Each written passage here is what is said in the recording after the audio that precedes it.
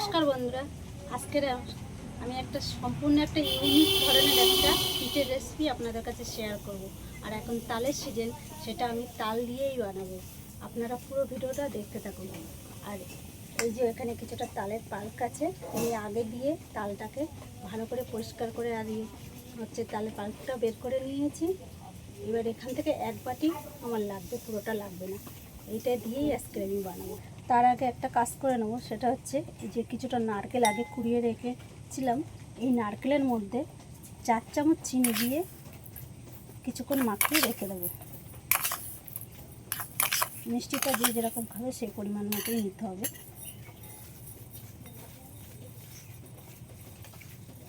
গরম করে নিয়েছি। এবার কড়াইয়ের মধ্যে এই বাটির মাপ করে এক বাটির থেকে একটু কম সুজি নিয়েছি, এই সুজিটা কড়াইয়ের মধ্যে দিয়ে দিচ্ছি। একটু হালকা করে ভেজে নেব, সুজির কাঁচা গন্ধটাই চলে গেলে লাভিয়ে নেব। সুজিটা হালকা ভাজা হয়ে গেছে। ভাজতে ভাজতে এর মধ্যেই এবার হাফ বাটি ময়দা নিয়েছি, ময়দাটা পুরোটাই দিয়ে দিচ্ছি। বেশি লাল করে ভাজলে হবে না, হালকা ভেজে নিতে হবে, একটু সাদা সাদা অবস্থায় লাভিয়ে নিতে হবে। সুজি আর ময়দা ভাজা হয়ে গেছে, এবার আমি এটা লাভিয়ে নিচ্ছি। তারপরে আমি যেটা করব সেটা হচ্ছে এই যে এক বাটি তালের পাল্প নিয়েছি, এটা কড়ার মধ্যে দিয়ে দেবো। সামান্য পরিমাণে একটু লবণ দিয়ে দিচ্ছি এর মধ্যে। তালের পাল্পটা একটু জাল দিয়ে নিয়েছি। এবার আমি এই সুজি আর ময়দা ভেজে রেখেছিলাম, এটা অল্প অল্প করে দেবো আর মিশাতে থাকবো। এবার পুরোটাই দিয়ে দেবো। একটা ডো তৈরি হয়ে গেছে, একদম ঠিকঠাক মাপ মতো নিলেই কিন্তু এরকম বানানো একদম খুবই সহজ। বেশি কিছু দেওয়া লাগবে না, অল্প কিছু উপকরণে কিন্তু এই পিঠাটা বানানো যাবে। তাই এটা হয়ে গেছে, এবার আমি লাভিয়ে নিলাম। এই ডোটা গরম অবস্থায় কিন্তু আমি একটু ভালো করে মেখে নেবো। এইভাবে কত সুন্দর হয়েছে, একটু কিন্তু হাতে লেগে যাচ্ছে না।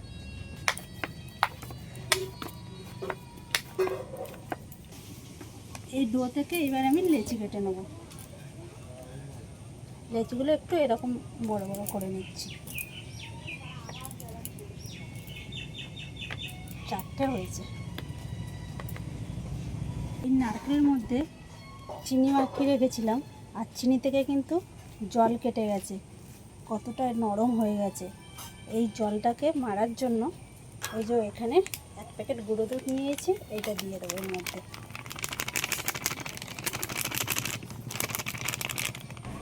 একদম সামান্য পরিমাণে একটু লবণ দিচ্ছি, মিষ্টির মধ্যে একটু লবণ হলে কিন্তু খেতে ভালো লাগে। এবার ভালো করে একসাথে একটু মিশিয়ে নিচ্ছি, তাহলে এই জল জল ভাবটা কেটে যাবে। এবার আমি এই লেচির থেকে একটা লেচি নিয়ে রুটির মতো করে আমি বেলে নেব।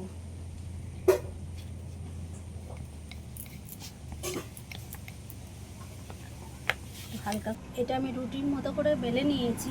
এবার আমি এই মাঝ বরাবর থেকে একটু ডিজাইন করব, এরকমভাবে একটু লম্বা লম্বা করে এইবার ছুরিতে কেটে নেব।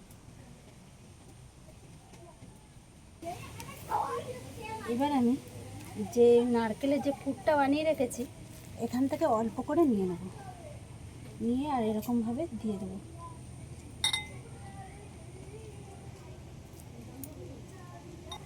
এবার এখান থেকে এই যে লম্বা করে কেটে নিয়েছি না, এটা এরকমভাবে একটু এইভাবে একটু পেঁচিয়ে নেবো। এরকমভাবে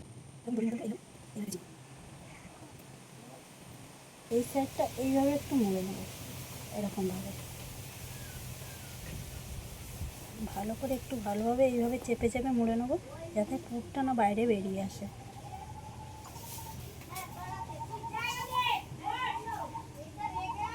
এরকমভাবে এবার গোল গোল করে পাকিয়ে নেব। ঠিক ক্রিম রোলের মতন লাগছে কিন্তু ডিজাইনটা দেখতে কি সুন্দর লাগছে। এরকমভাবে সবগুলো কিন্তু বানিয়ে নেব।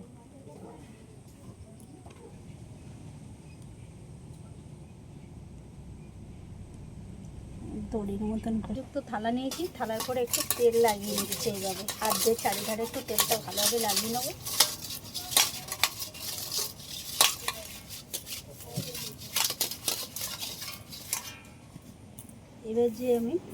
এবার আমি যে রোলের মতো করে যে পিঠাটা বানিয়ে নিয়েছি, এবার এক একটা করে এইভাবে থালার মধ্যে সাজিয়ে নেব।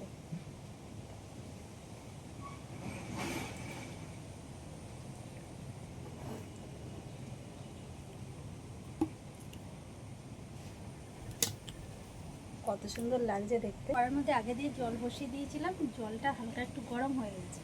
এইবার আমি এইটা ভাপাতে বসিয়ে দেবো।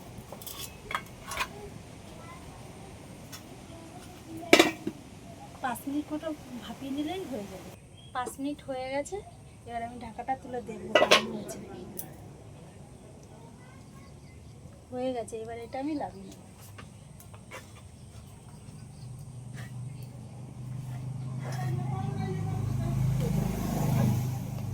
একটা পিঠে আমি তুলে নিয়েছি, আর একটু এরকম গোল গোল করে কেটে নেব।